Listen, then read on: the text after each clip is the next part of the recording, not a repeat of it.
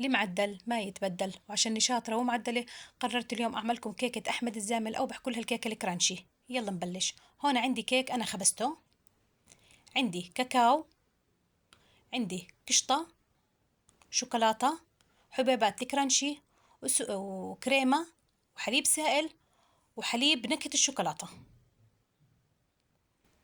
أول إشي هون راح أضيف كاسة إلا ربع من الكريمة الباودر، وراح أضيف عليها كاسة إلا ربع من الحليب السائل والبارد.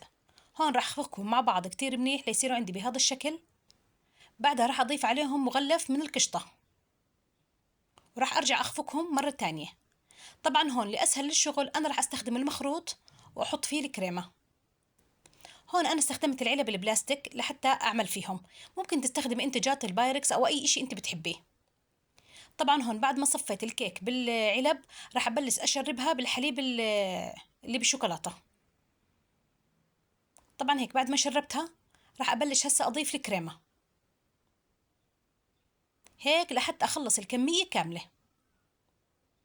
وهيك بعد ما خلصت الكمية راح أبلش في معلقة أملس الوجه شوية.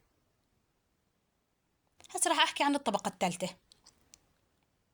هون عندي كاسة من الكرانشي، راح أضيف عليها شوية من الشوكولاتة، وراح أبلش أخض العلبة لحتى تتغلف كل الحبات بالشوكولاتة.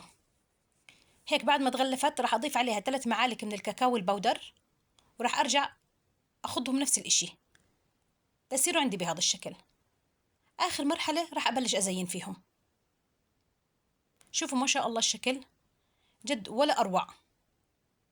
طبعا والطعم جد لازم تجربوها. كانت معكم ابتهال الطوباسي.